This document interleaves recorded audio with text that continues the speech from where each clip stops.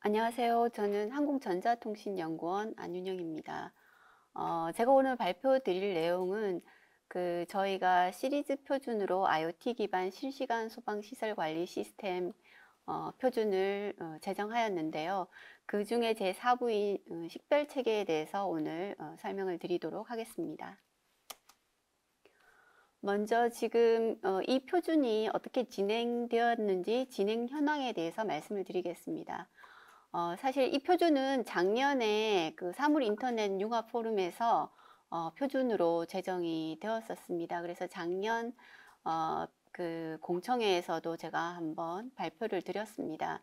근데 이제 올해 이 작년에 그 제정한 표준을 TTA 단체 표준으로 이제 표준 제정을 하면서 작년에 이제 조금 뭐랄까, 작년은 소방 시설에 대한 부분만 좀 생각을 하고 식별 체계를 이제 개발을 하였는데, 실제로 이 소방 설비들이 이제 건물 내에 들어가다 보니까 건물 내에는 굉장히 다양한 설비들이 있습니다. 그래서 좀 공통적인 건물 내 설비들을 관리할 때 이 식별자를 좀 공통적으로 정할 필요가 있다라고 이제 저희 내부적으로 판단이 돼서, 그래서 조금 이제 좀 더 일반적인 모든 설비에 이 식별 체계를 적용할 수 있도록 약간의 이제 수정이 이루어졌습니다. 그래서 기존에 포럼에서 만들었던 그 표준은 이제 좀 개정을 하고 이번에 TTA 그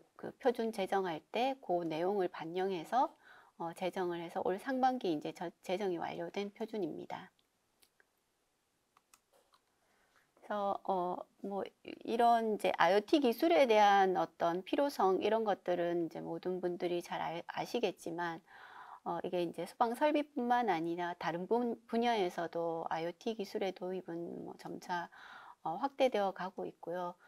소방 설비에서도 이제 이거에 대한 필요성은 이제 누구나 다 느끼고 있습니다. 그래서 소방 설비에 이런 IoT 기술을 도입해서 우리가 하고자 하는 게 뭔가를 이제 두 가지 측면으로 볼 수가 있습니다.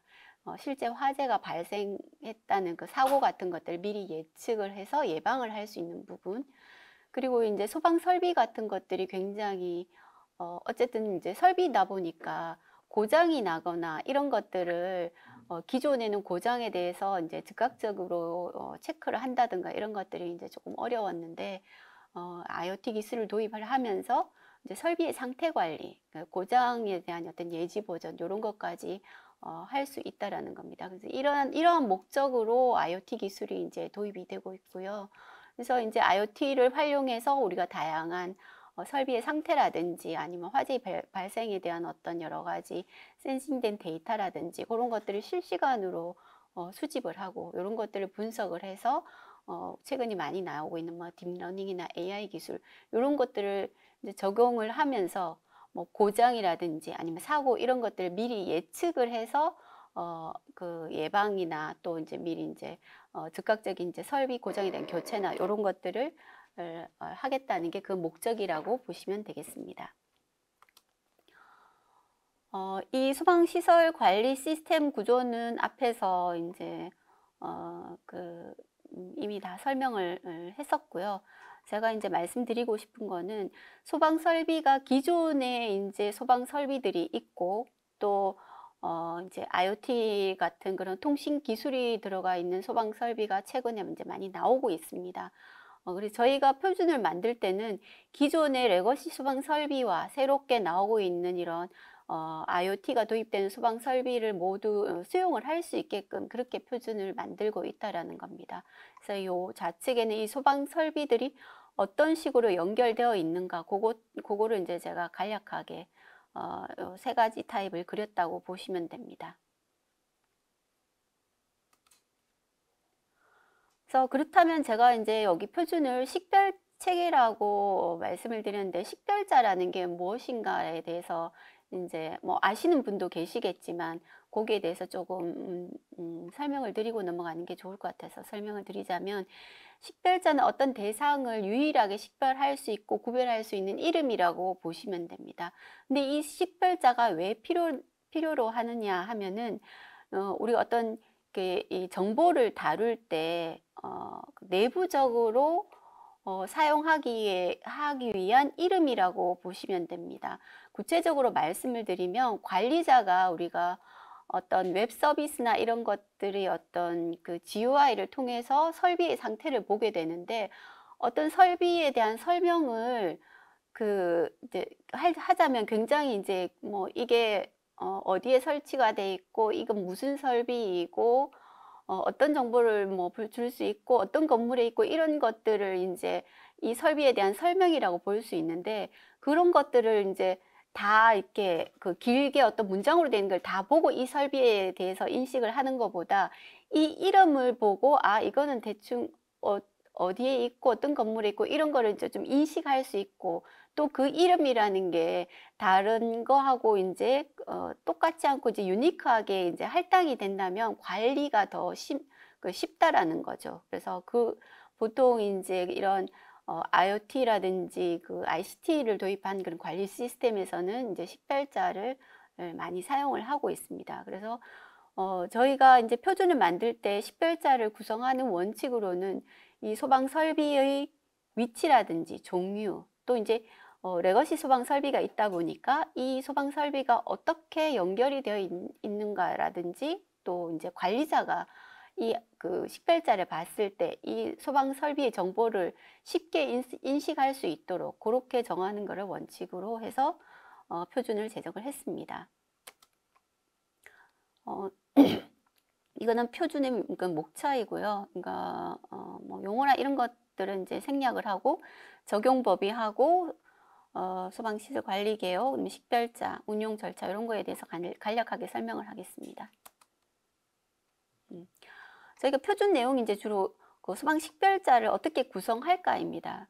그래서 아까 앞에서도 말씀을 드린 것처럼 건축물 건물 내에는 설비가 굉장히 많죠. 소방 설비뿐만 아니라 뭐 공조 설비라든지 전기 설비, 수도 설비, 그다음 또 최근에 뭐 에너지 설비 뭐 이런 것들이 굉장히 많이 들어 있습니다. 그래서 이런 설비 관리들이 다 이루어지고 있는 거죠. 그래서 예를 들자면 건물 에너지 관리 시스템 뱀스라고 하는 이쪽에서는 이제 에너지 설비와 공조 설비를 관리를 하고 있습니다. 그리고 우리가 지금 개발하고 있는 소방 시설 관리 시스템, 이건 소방 설비에 대한 부분이고요. 그리고 이제 뭐 또 전기 설비 같은 경우는 전기 설비에 대한 안전을 관리하기 위한 전기 안전 관리 시스템이라든지 이런 개별적인 시스템들이 IoT를 도입을 해서 이제 관리자들이 모니터링도 하고 필요한 경우에 알람이라든지 경고 이런 것들도 보내고 뭐 여러 가지 또 분석하기 위한 데이터를 또 이제 분석도 하기도 하고 이런 이제 관리 시스템들이 있습니다. 근데 이 관리 시스템들이 개별적으로 있기도 하지만 이제 뭐 여러 개의 설비를 한꺼번에 관리를 하기도 하죠. 그렇게 본다면 그러니까 어떤 회사가 개발한 시스템은 뭐 예를 들어서 어떤 설비를 A라고 이름을 짓고 뭐 또 다른 회사는 B라고 이름을 지으면 서로 간에 이제 호환도 없을 거고 예를 들면은 전기 안전 관리 시스템에서 전기 설비에 대한 안전을 관리를 하는데 전기 설비에서 화재가 발생을 했을 경우에 소방시설 관리 시스템에서 소방하고 관련된 부분이 서로 이제 연동이 되려고 하면은 어디에 어떤 게 문제가 있다라든지 이런 것들에 대한 정보 교류가 있어야 될 건데 그럴 경우에 설비에 대한 이제 공통된 아이디를 가지고 있고 그 체계를 공통적으로 가지고 있다면은 그런 연동이라든지 그런 것들이 더 쉬울 거고요. 또 건물을 관리를 할 때 뭐 다 따로따로 하는 게 아니라 결국에는 이제 건물 관리를 공통적으로 하게 되는데 시스템이 다 따로 돼 있지 않고 이제 통합적으로 하려고 할 때 사실 이런 서로 다른 식별자를 가지는 게 나중에는 굉장히 이제 뭐랄까 관리하는데 문제의 소지가 있습니다. 그래서 저희가 이번에 표준을 개발할 때 이런 것들을 이제 동일한 구조로 식별자를 표준으로 정함으로써 저희가 이제 소방 설비뿐만 아니라 다른 설비도 이런 체계를 가지고 할 수 있게끔 그렇게 좀 표준을 정했습니다. 그래서 이제 이거를 저희가 이제 소방 설비를 하면서 이제 정했지만은 다른 설비를 다 공통적으로 할 수 있도록 이제 체계를 잡음으로써 이거를 가지고 앞에서 이제 정상진 박사가 말씀하신 것처럼 저희가 ITUT에서 국제 표준으로 지금 제안을 하려고 그 준비 중에 있습니다. 그래서 식별자 구성을 보시면 관리 대상 구분자, 그 건물 같은 그런 거에 대한 이름이 되겠죠. 그 건물 이름에다가 설비 분류, 설비가 아까 앞에 말씀드린 것처럼 소방 설비냐 공조 설비냐 이런 거에 따라서 설비 분류에 대한 이름을 붙이고, 그리고 설비 구분자, 그러니까 소방 설비 중에 뭐 감지기라 그러면 그 감지기에 대한 이름을 붙여서 이렇게 함으로써 그 건물 내에서는 그 유니크한 이름이 되는 거죠. 이런 체계로 가져간다면. 네. 그리고 이제 만약에 이거를 전체 그 어떤 도시 내 시티 내에서의 어떤 관리 시스템이 된다면 여기 앞에 건물 이름이 붙기 때문에 그 시티에서의 어떤 건물에 어떤 설비가 설비가 이제 문제가 있다 이런 것까지 다 파악을 할 수 있게끔 그렇게 좀 정의를 했습니다. 그래서 정의 내용을 보시면 소방 설비명 자체는 그 소방 설비 이름을 표현하는 이제 코드, 요 코드 부분은 또 이제 표준을 따로 정해야 되겠죠. 그리고 이제 그 소방 설비창 구분자를 보시면은 소방 설비명하고 이 소방 설비가 어느 위치에 있는지 이렇게 이제 두 개로 구성이 되고요. 소방 설비명은 이제 감지기냐 뭐 아니면은 뭐 그런 거에 따라서 이제 코드명을 정해야 되고, 위치 같은 경우에는 보통 소방 설비는 구역 분류에 따라서 그 위치를 정하게 되어 있습니다. 경계구역이냐, 제형구역, 방호구역, 방수구역 이런 식으로 구역 분류가 있고요. 이제 이 구역을 분류하는 또 체계가 있습니다. 그래서 구역 분류 위치 정보는 구역 분류 이제 코드를 넣고 그 개별 그 구역에 따른 이제 체계에 따라서 소방구역 코드를 또 이제 정의해서 이렇게 하면은 만약 이런 식으로 구성이 된다고 하면은 어떤 건물에 소방 설비이고 감지기인데 이 감지기가 경계구역 어디에 위치한다 요렇게까지 이제 이름으로 딱 보면 알 수 있게끔 요렇게 식별자를 구성했습니다.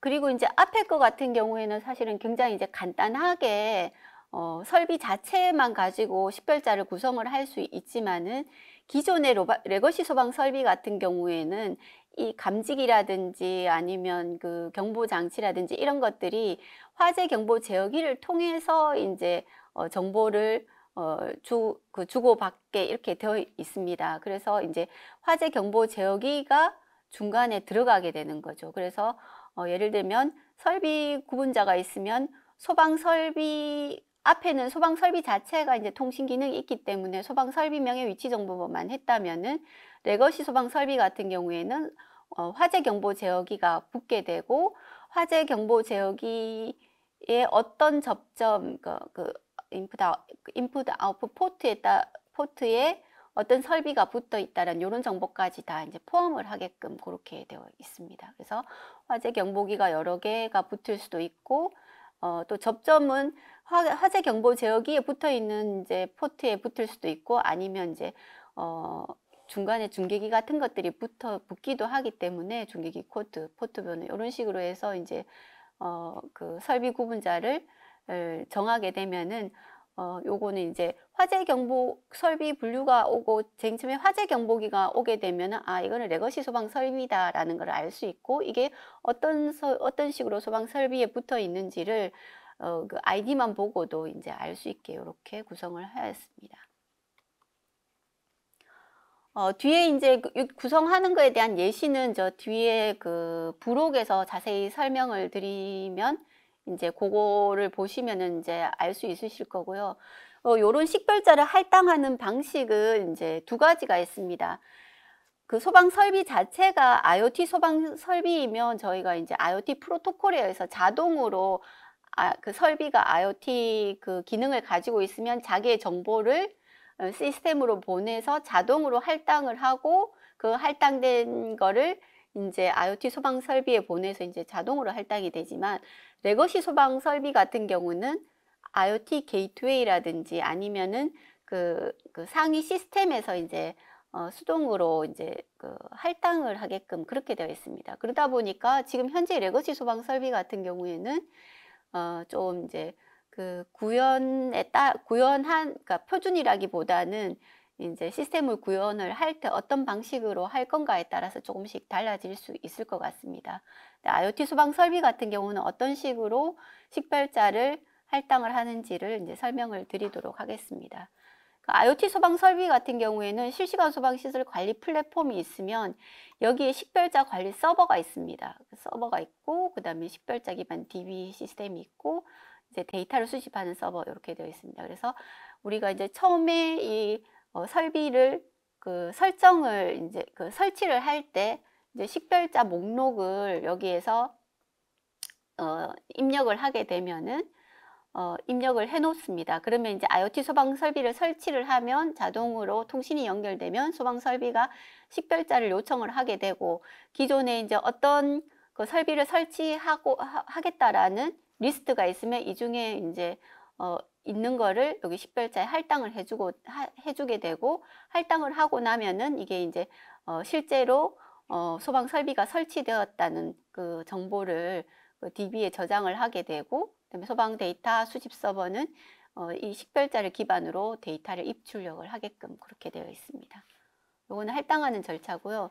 갱신하는 절차는 식별자를 이제 변경을 하게 되면은 식별자 변경 정보를 입력을 하게 되고, 여기 수집 서버에서 식별자 변경을 소방 설비 시스템에 알리면은 다시 식별자를 요청을 해서 새로 할당을 하고 DB를 갱신하는 이런 절차로 이루어지게 됩니다. 그리고 이제 얘를 철거를 하게 되면 식별자를 삭제를 하게 되고, 얘는 이제 철거를 하고 식별자 삭제 정보를 입력을 해서 식별자를 삭제하는 이런 것들이 소방 설비 하고 통신회에서 자동으로 설정을 하게 되고요. 레거시 소방 설비 같은 경우는 소방 설비 자체가 그런 게 없기 때문에 여기에서 이제 관리자가 식별자를 할당을 해서 입력하는 그런 형태로 이루어지게 됩니다. 그래서 부록에서는 보시면 앞에서 이런 설명한 내용에 대한 식별자를 어떻게 구성할지에 대한 예시에 대해서 설명을 드리도록 하겠습니다. 그래서 실제적으로 이제 설비라든지 이런 거에 대한 그 설비의 코드 같은 경우는 다시 이제 추후에 저희가 표준을 제정을 해야 되겠죠. 그 코드를 봤을 때 누구나 다 알 수 있는 그런 이제 걸로 해가지고 이제 코드를 해야 되는 거고요. 저는 여기서 코드를 이제 영어로 해놨는데 사실은 뭐 한글로 해도 상관은 없습니다.